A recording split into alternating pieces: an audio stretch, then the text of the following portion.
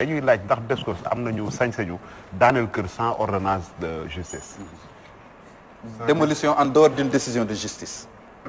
waaw jërëjëf Ibrahima sa question bi am na solo parce que sànq junjoon nañ ko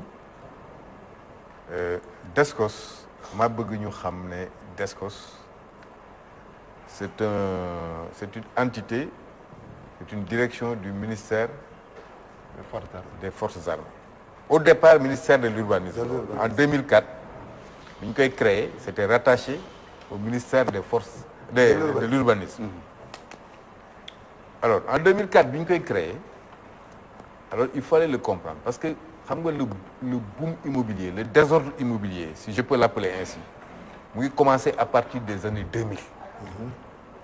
Année yooyu boo demee tribunal sur un rôle où boo amee 100 litiges boo moytul 80 yëpp litige foncier ay empiété nga sama terrain bi maa ko moom ki indi këyit ki indi kële indi këyit ki indi plan ki kële indi plan de ce fait même tribunaux yi dañoo amoon problème pour atte mais en 2004 ci la ñu créé cette direction là Descos par le décret de 84 du 13 janvier 2004 alors bi ñu ko créé alors ñu structuré ko de telle sorte que jox ko ay compétences pour mu mettre un peu d'ordre te bu ngeen gisee boo xoolee les statistiques keroog maa ngi coo doon waxtaan ak kenn depuis lors statistiques yi sur les litiges fonciers en tout cas mu ngi am ba tey mais c'est limité mu ngi wàcc de manière considérable alors léegi Descos est-ce que war na mën a toj wala mu dindi dara te demul tribunal maanaam te tribunal digalu ko alors il faut sur ce point là ngeen xam ñaari affaire ñaari mbir Descos dafay matérialiser la force publique tribunal mën na jël une décision de justice ne nañ toj nangam ki nga xam ne kii moo ci bénéficier wu ñëw jox ko Descos mu toj. C'est ça. Parce que c'est la force publique décision de justice bu amee dafa am li ñuy wax une formule exécutoire boo xam ne dañ ciy bind ci ginnaaw ci grosse bi ah yéen ñi nga xam ne yi ñu ngi jox ndigal mandat ñu ngi jox ndigal à tout détenteur de la force publique huissier gendarme policier. mais maître ñu leen di jox ndigal. maître fii Walfadjri la li ngay wax nii tamit vraiment tamit bëggoon nañ ay documents yoo non non maa ngi ñëw da koy firnde. maa ngi ñëw wax la. waaw maanaam ay texte wala loi yu may Descos. non texte yaa ngi nii mais sans décision de justice parce que répondre gu ma ci la question. waaw tontoo ci waaw parce que la question directe mooy ndax Descos yoon may na ko loi may na ko. voilà sans décision de justice. mais dama lay wax waaw de manière péremptoire sans hésiter. donc la réponse est affirmative. waaw Descos mën na toj. sans ordonnance du juge. sans ordonnance du juge. parce que dafa yoon daf ko poser ay conditions pour mu toj. su ma nee yoon je prends le code de l'urbanisme. Il y a une partie législative qui est la loi de 2008 et une partie réglementaire. nga jël nag nga combiner des articles 373 wàcc ba 378. nga jël la partie législative nga jël 80 ba 85. waaw maître li nga wax deex na trop mais dañ ko bëggoon teg suñu bët. non mu ngi nii journal officiel bi mbaa ngi nii Ibrahima su may dem dinaa la ko bàyyi. ah mais non dañu jaar ko ñu xool parce que loolu tamit dafa war a leer si boppu askan bi. boo bëggee ma liiral la ko mais damay développer. boo jëlee article 374.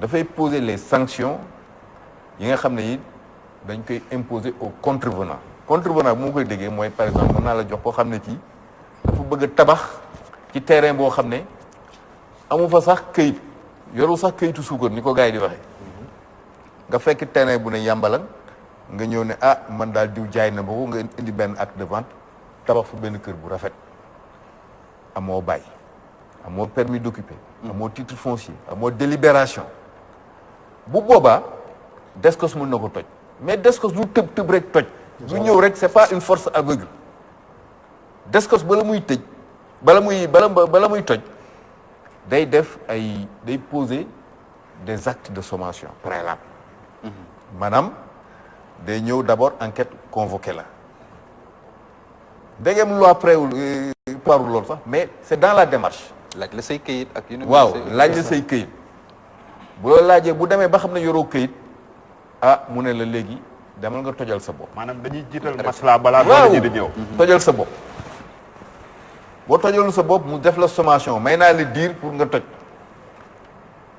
boo d'accordul nag mais yoon moo ne ko 374 ak 85 ak 80 ne ko bu boobaa mën nga toj même bu fekkee ne gratte-ciel nga fa tabax sax mën na ko toj. je parle sous le contrôle de Boubacar. ok mais maître loi boo ko jàngoon tamit dinañu nekk. non man wax ji moo ma doyul daal dama bëggoon rek ngeen jàng ko. boo jëlee article 85 il veut répondre. boo jëlee article 85 Ibrahima après maa ngi la jox kàddu. Le service chargé de la surveillance et du contrôle de l'occupation de sol pour procéder après les formalités d'usage mooy li ma la doon wax léegi. maanaam masla bi ak yooyu. constater sommer def procès verbal et cetera à la démolition des constructions édifiées en contrevention des dispositions applicables au présent code. dégg nga mooy code de l'urbanisme. nga dem jëli article 374 mu ne la 378 le service chargé de la surveillance et du contrôle des sols loolu boo ko déggee rek mooy DSCOS. Comme les comités régionaux et départementaux de surveillance de contrôle du sol de l'occupation peuvent procéder après formalité d'usage à la destruction à la démolition des constructions ci après ba pare lim maanaam mën na toj ay construction yoo xam ne def nañ ko ci benn terrain boo xam ne dañ ko occuper sans droit ni titre. C'est ça. ok waaw ensuite ak yeneen yoo xam ne yi d'accord maa ngi bàyyi. ok d'accord yaakaar naa ni la principale information à retenir mooy. loi may na DSCOS mu tëj kër sans décision de justice. mais loolu bu ñu ko doon tënk loolu mooy li ciy koy tënkee. loolu du débat. waaw monsieur Diouf des précisions. ñu may monsieur Diouf waaw li ma doon expliquer sax mooy jox DSCOS doole toj sans avis du tribunal justifié na sax la création de la loi le code là de 2008 argumentaire boo liilee le rapport de présentation raisons yi les motifs jox DSCOS doole toj sans avis du tribunal bokk na ci parce que lan la woon il fallait trouver une harmonisation entre la loi de 96 qui faisait un transfert de compétences vers les collectivités territoriales et le code de l'urbanisme de 88 quant à ce qui concerne approbation yenn documents d'urbanisme yi ak aussi créer ce qu'on appelle les densités mooy coefficient d'emprise au sol xëy na débat bi mën na dem ba ma expliquer loolu la ak densité résidentielle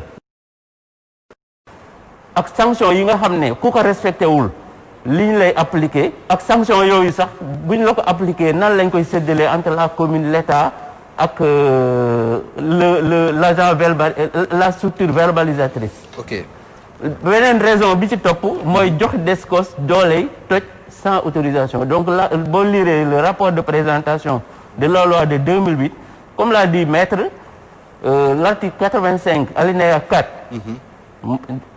évoqué na le tribunal peut faire code de l'urbanisme code de l'urbanisme waaw partie législative le tribunal peut mais alinéa bi ci topp ñu préciser le service chargé du contrôle et de l'occupation du sol peut nga demaat article 86 ñu répété ko ne DSCOS mën na toj structure bu tabax boo xam ne nit ki dafa ko tabax sans droit ni titre